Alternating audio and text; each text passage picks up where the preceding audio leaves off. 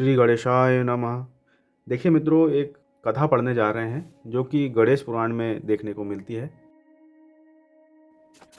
तो ये जो कथा है ये हमें गणेश पुराण में पूर्वार्ध खंड, जो इसका उपासना खंड है, इसमें हमें देखने में मिलती है। 30 नंबर अध्याय है, इंद्र का अहिल्या के साथ छल करना, गौतम मुनि द्वारा अहिल्या और इंद्र को श्राप। तो ये संवाद हो रहा है नारद जी के बीच में और राजा रुक्मांगद के बीच में। रुक्मांगद कुष्ठ रोग से पीड़ित हैं, तो वह अपने उपाय के लिए कुछ ऐसा जानना चाह रहे हैं जिससे उनका कुष्ठ रोग दूर हो जाए। तो देवर्षि नारद बता रहे हैं कि उन्हें गणेश कुंड में स्नान करना चाहिए। उसी बीच में एक कथा आती है, इंद्र का अहिल्या के साथ छल करना। तो यहाँ पे इस कथा को देखते हैं कि किस प्रकार से एक राजा होते हुए भी वह अपने प्रजा के साथ किस प्रकार से जो है छल करता है। तो देखिए कथा यहाँ से प्रारंभ होती है। 30वां अध्याय है, इंद्र का अहिल्या के साथ छल करना। यहाँ पे देखिए नारद जी और राजा रुक्मांगद के बीच में जो है संवाद हो रहा है, जिसमें नारद जी कह रहे हैं कि हे राजन रुक्मांगद, किसी समय मैं इंद्र से मिलने अमरावती गया हुआ था। उन्होंने मेरा विधि पूर्वक सम्यक प्रकार से पूजन कर और अत्यंत विनम्र होकर कहा। इंद्र बोले, हे मुने, आप संपूर्ण लोकों में भ्रमण करते रहते हैं, सब कुछ आपको ज्ञात है, अतः मेरे संतोष के लिए कोई आश्चर्यजनक बात बतलाइए। नारद जी बोले, मृत्यु लोक में मैंने गौतम मुनि का महान आश्रम देखा जो अनेक वृक्षों, लता, जालों और विभिन्न प्रकार के पक्षियों के समूह से युक्त था। वहां मैंने अहिल्या सहित गौतम मुनि का दर्शन किया। उस अहिल्या का रूप देखकर मैं विहल हो गया, जिसके रूप के सामने सावित्री, सची, इंद्रपत्नी, लक्ष्मी, गिरिराज नंदिनी, पार्वती, मेनका, रंभा, उर्वशी और त्रिलोत्मा भी लज्जित हो जाती। उसने अनुसूया और अरुधंती को भी ईशालु बना दिया है। सूर्य पत्नी छाया और संज्ञा तथा कश्यप की पत्नी अदिति तथा नाग पत्नियों में भी कोई उसकी तुलना करने वाली नहीं है। मुझे ना गान रुचिकर लग रहा है, ना पूजन करना और ना भोजन ही, ना मुझे अपना ब्रह्मचारी रहना अच्छा लग रहा है और ना मैं कभी नींद ही ले पा रहा हूँ। इसलिए मैं शीघ्रतापूर्वक तुम्हारी इस सुंदर अमरावतीपुरी को देखने चला आया, लेकिन इसे देखकर मुझे ऐसा लगता है कि उस देवी अहिल्या के बिना यह तुच्छ है। तो यहाँ पे देखिए नारद ऋषि जो है इस तरह की बात कर रहे हैं, बिल्कुल ओछी बात इन्होंने कह दी। वो भी देखिए किस प्रकार की राय दे रहे हैं इंद्र के लिए कि गौतम मुनि की जो पत्नी है अहिल्या, और उदाहरण भी देखिए तुलना किन किन से की है, माता लक्ष्मी से, माता पार्वती जी से, इनसे तुलना की है। बताइए नारद जी ने इस प्रकार की राय दी है उन्होंने, और ऊपर से कह रहे हैं कि मुझे ब्रह्मचारी रहना जो है अच्छा नहीं लग रहा है, मैं कभी नींद नहीं ले पा रहा हूँ। इस प्रकार की बातें जो है नारद जी ने इंद्र से कही हैं। और जब इंद्र से इस प्रकार से बातें की हैं तो इंद्र तो भैया है ही एक कामी पुरुष। तो देखिए आगे फिर क्या कहानी होती है, नतीजा तो इसका अलग ही होने वाला है। देखिए नारद जी बोले, हे नृपश्रेष्ठ, इंद्र से ऐसा कहकर मैं अंतर्ध्यान हो गया। तो यहाँ पे बताना है नारद जी राजा रुक्मांगद के लिए कि भैया मैं तो ऐसा करके इंद्र से अंतर्ध्यान हो गया। अब यहाँ पे उन्होंने आग लगवा दी अच्छी वाली। अब इंद्र देखिए क्या करते हैं। मुनिश्रेष्ठ, भगवान नारद के अंतर्ध्यान हो जाने पर जम्ब दैत्य का भेदन करने वाले इंद्र स्वयं मीन केतु कामदेव से विंध कर मूर्छा को प्राप्त हो गए। मैं गौतम मुनि की भार्या अहिल्या को कब देखूंगा, कब उसे प्राप्त कर इस कामा अग्नि से मुक्त होऊंगा, ऐसा वे चिंतन करने लगे। उसके बिना मैं अपना जीवन नहीं देखता, ऐसा संकल्प पूर्वक जम्बासुर का वध करने वाले इंद्र ने गौतम का रूप धारण कर लिया। अब यहाँ पे राजा इंद्र के जो है मति पे पत्थर पड़ गए। अब देखिए आगे, मार्ग में इस प्रकार चिंतन करते हुए वे इंद्र मुनि के आश्रम पर आए और गौतम के स्नानार्थ चले जाने पर उन्होंने अहिल्या को देखा। तब उन्होंने कुटी के अंदर प्रवेश कर अहिल्या से कहा कि हे प्रिय, सुंदर सैया तैयार करो। तब उसने कहा कि आप जब छोड़कर घर कैसे आ गए, आप दिन में संग की इच्छा क्यों कर रहे हैं, जो कि अत्यंत निंदित है। तो अहिल्या पतिव्रता थी, उन्होंने इस तरह की जो है बात कही।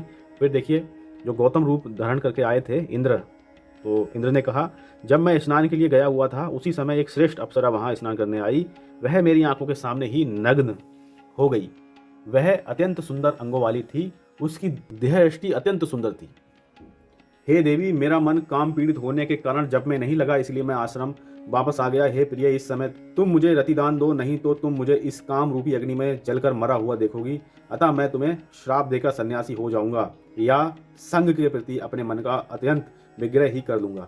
अब देखिए अहिल्या कह रही हैं कि हे ब्रह्म ऋषि, आप वेद अध्ययन और देव पूजा का त्याग करके संग के लिए क्यों प्रार्थना कर रहे हैं, ये आपके लिए उचित नहीं है। तथापि मैं आपकी आज्ञा का पालन करूंगी, क्योंकि पति की सेवा करने के अतिरिक्त स्त्री का कोई अन्य धर्म नहीं है। अब यहाँ नारद जी बोले, स्वर, आकृति और स्वभाव से अहिल्या ने इंद्र को अपना पति यानी गौतम ऋषि ही समझा था। तब वज्र धारण करने वाले इंद्र अहिल्या के साथ शैया पर गए। उन्होंने बिना किसी प्रकार की शंका के अहिल्या के साथ नाना विधि श्रृंगार चेष्टाएं की। इस प्रकार इंद्र ने गौतम के रूप में उसके साथ क्रीड़ा की। फिर भी दिव्य गंधों का आघान कर वह आश्चर्यचकित और अत्यंत शंकित हो गई। वह मन में तर्क वितर्क करने लगी कि ये कपट रूपधारी कौन है, क्या चंद्रमा की ही भांति मुझे भी बहुत बड़ा कलंक तो नहीं लग गया। इस दुष्ट के संगम से कहीं मेरे दोनों कुल तो नष्ट नहीं हो जाएंगे। मैं संसार में कलंक से काला मुख कैसे दिखाऊंगी। मेरे प्रिय पति गौतम मुनि मेरी क्या गति करेंगे। तब उसने क्रोधपूर्वक उस दुष्ट कपट रूपीधारी इंद्र से प्रश्न किया, हे कपट रूपधारी, तूने मेरे पति का रूप धारण कर मुझसे विश्वासघात किया है, बता तू कौन है, अन्यथा मैं तुझे श्राप दे दूंगी। ऐसा कहे जाने पर श्राप से डरकर इंद्र ने अपना वास्तविक रूप प्रकट किया। फिर देखिए तदंतर इंद्र ने अहिल्या से कहा कि तुम मुझे सचीपति इंद्र जानो, तुम्हारे रूप सौंदर्य के दर्शन से मैं व्याकुल हो गया था, मुझे कहीं शांति नहीं प्राप्त हो रही थी, इसलिए मैंने ऐसा कार्य किया। अतः तुम भी मुझे त्रिलोक के ईश्वर को आदरपूर्वक स्वीकार करो। अब यहाँ पे देखिए इंद्र अपने आप को ईश्वर बता रहा है।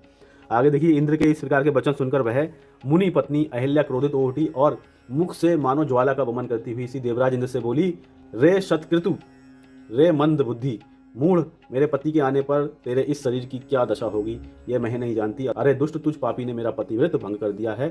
अब मैं मुनिश्रेष्ठ गौतम की वाणी से निकले श्राप से किस अवस्था को प्राप्त होंगी। तो यहाँ पे देखिए अहिल्या का तो इन्होंने सती धर्म जो है भ्रष्ट कर दिया इंद्र ने।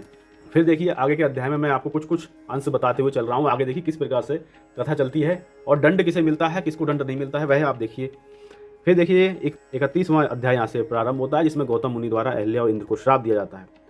अब यहाँ पे देखिए नारद जी बोले कि नित्य कर्म समाप्त करके गौतम जी अपनी आश्रम में आए। उन्होंने अपनी पत्नी अहिल्या को आवाज देकर कहा कि मुझे पादोदक यानी चरणों के प्रशालनार्थ जल दो। पूर्व की भांति आज तुम मेरे सम्मुख क्यों नहीं आई, आसन भी नहीं लाई, मधुर वाणी से वार्तालाप भी क्यों नहीं कर रही हो। इस प्रकार से जो है जब गौतम ऋषि आए तो उन्होंने इस प्रकार के वचन कहे हैं।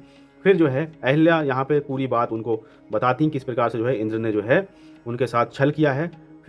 फिर आगे देखिए जब पूरी बात सुन लेते हैं गौतम मुनि, तो यह सुनकर वे मुनि कोप से व्याकुल इंद्रियों वाले हो गए। उन्होंने अपनी पत्नी को श्राप दिया, दुष्ट आचरण वाली, तुम शिला हो जाओ, यानी कि तुम पत्थर हो जाओ। यहाँ पे देखिए अहिल्या की क्या गलती थी, उनको शिला बना दिया गया। फिर आगे देखिए, अति कामुके, क्योंकि तुम्हारा मन पर पुरुष में निर्मग्न था, इसलिए तुझे मेरी चेष्टाओं, मेरे स्वरूप और मेरे स्वभाव तथा उसके स्वरूप स्वभाव एवं उसकी चेष्टाओं में अंतर नहीं ज्ञात हुआ।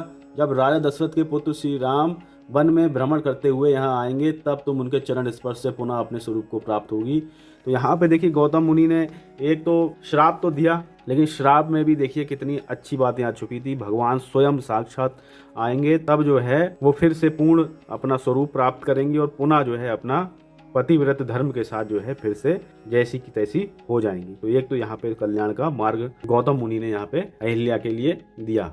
लेकिन आप यहाँ पे ये चीज़ ये देखिए कि अहिल्या को कितना कष्ट रहा। कई युग बीत जाने के बाद जो है अहिल्या को ये भगवान के चरणों के दर्शन होंगे।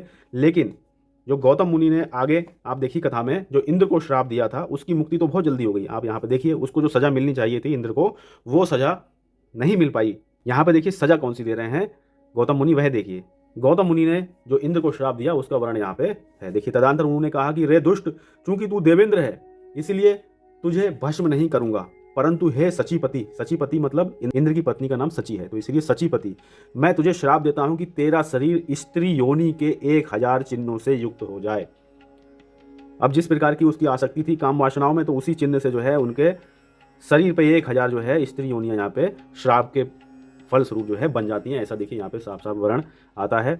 और श्राप भी देखिए बहुत बढ़िया दिया है गौतम मुनि ने कि कामी पुरुष के लिए इस प्रकार का, चाहे राजा हुआ या छोटा इंसान हुआ, अगर कोई इस तरह के कृत्य करता है तो देखिए बहुत ही उन्होंने अच्छा श्राप दिया है कि जिसके वशीभूत होकर तू यहाँ पे आया है तो वही स्त्री योनियां जो है 1000 चिन्हों के रूप में उसके शरीर पे आ जाएंगी। अब इस प्रकार का श्राप मिला है। फिर आगे देखिए क्या होती है इसमें। इंद्र बोले, मैं वृद्ध जनों द्वारा अनेक बार धर्म उपदेशों से शिक्षित किया गया था, परंतु मैंने उन वृद्ध जनों के वचनों पर आदरपूर्वक विचार नहीं किया। अपनी बुद्धि द्वारा किया हुआ निर्णय हितकर और दूसरों की प्रेरणा से किया गया कार्य विनाश का हेतु होता है। अब देखिए इंद्र को पश्चाताप भी यहाँ पे हो रहा है कि जब मुझे इतने धर्म उपदेश मिले तो मैंने अपनी बुद्धि का प्रयोग क्यों नहीं किया, दूसरे की बुद्धि का प्रयोग किया, यानी नारद जी की बुद्धि का प्रयोग किया। नारद जी ने ऐसी बता दी, उसकी प्रेरणा से ही मैं जो है विनाश की तरफ मैं बढ़ा हूँ, ऐसा जो है विचार करते हैं फिर इंद्र। फिर देखिए गुरु द्वारा दी गई बुद्धि श्रेष्ठ होती है, जबकि स्त्री में आसक्त बुद्धि क्षय कारिणी होती है। नारद का वचन मानकर मैंने उस अनिंदिता यानी मुनि पत्नी अहिल्या से कैसे दुष्कर्म कर दिया। देवताओं का राजा होते हुए भी मैं संसार में अपना मुख कैसे दिखाऊंगा। अब देखिए यहाँ पे पश्चाताप हो रहा है। वह मेरी दिव्य देह आज कहाँ चली गई। मैं अपनी पत्नी से ये क्या कहूँगा। अब इस प्रकार इंद्र सोचने लगे, मुझे धिक्कार है और उस कामदेव को भी धिक्कार है जिसके कारण मैं इस निंदित अवस्था को प्राप्त हुआ हूँ। प्राणियों को अपने द्वारा दिए गए शुभ अथवा अशुभ कर्म का फल भोगना ही पड़ता है। मैं अपने इस पाप का तिर्यक योनि में जाकर भोग करूँगा। मैं इंद्रगोप नामक कीट का रूप धारण कर कमलिनी की कली में स्थित हो जाता हूँ, यानी कि कीड़ा ही बन जाता हूँ जो जाके कहीं पे भटकता रहूँगा। तो इस प्रकार से जो है इंद्र भी अब देखिए वो श्राप को सिरोधार्य करते हैं और उन्हें अपनी गलती का एहसास होता है कि मैंने जो भी कार्य किया दूसरे के बहकावे में आके किया, अपनी बुद्धि मैंने प्रयोग नहीं की और मुझे धिक्कार है। तो वह स्वीकार करते हैं श्राप के लिए। फिर देखिए जो स्वीकार तो कर लिया है उन्होंने श्राप के लिए, फिर उनकी रक्षा के लिए देखिए एक बहुत ही सभी देवता आते हैं जो गौतम मुनि से जो है इंद्र के श्राप के उद्धार के लिए प्रार्थना करते हैं। और गौतम मुनि जो है उन्हें एक मंत्र प्रदान करते हैं गणेश जी वाला, कि कहते हैं कि इस प्रकार अगर मंत्र जाप करेंगे तो वह जो है अपने श्राप से जो है मुक्ति पा सकता है। फिर आगे के अध्याय में आप और देखेंगे तो मिलता है यहाँ वर्णन कि गणेश जी के षडशर मंत्र के प्रभाव से इंद्र को सहस्त्र नेत्रों की प्राप्ति हो जाती है। जो सहस्त्र स्त्री योनियाँ थी वह सहस्त्र जो है नेत्रों की यहाँ पे प्राप्ति होती है। फिर आगे के अध्याय में इंद्र द्वारा चिंतामणि तीर्थ में चिंतामणि विनायक की स्थापना होती है। फिर देखिए जब वह मुक्त हो जाता है इंद्र, फिर वह विनायक यानी भगवान गणेश जी का एक चिंतामणि विनायक की स्थापना वह यहाँ पे करता है। तो यहाँ पे देखिए हमने सूक्ष्म में जानकारी तो पढ़ी। तो पहला अध्याय तो जहाँ से ये छल की कथा थी 30वां, तो ये तो हमने पूरा पढ़ा था। लेकिन हमने एक चीज़ यहाँ पे नोटिस की कि स्त्री को जो है यहाँ पे ज़्यादा दंड मिला, जबकि गलती स्त्री की यहाँ पे बिल्कुल ही नहीं थी। जो पुरुष ने कार्य किया यहाँ पे राजा इंद्र ने, एक राजा होते हुए भी जो राजा इंद्र ने कार्य किया वह असुरों वाला कार्य किया, और दंड भी देखिए बहुत ही तुच्छ सा दंड मिला और बहुत ही जल्दी जो है छूट भी गए। तो आप मान सकते हो कि कोई जो है विशेष इंद्र को दंड नहीं दिया गया, बस कुछ समय के लिए जो है अफसोस करने के बाद जो है इंद्र छूट जाते हैं। जबकि अहिल्या के लिए सैकड़ों वर्षों तक जो है पत्थर के रूप में ही कष्ट भोगना पड़ता है। जब भगवान आते हैं तब अहिल्या की जो है मुक्ति होती है। तो इस प्रकार से हमने एक कथा पढ़ी जो कि हमें गणेश पुराण के अंतर्गत देखने को मिलती है। आपके क्या विचार हैं बताइएगा। मिलते हैं और किसी ज्ञानवर्धक वीडियो के साथ में। एक बार प्रेम से बोलेंगे ओम नमो भगवते वासुदेवाय।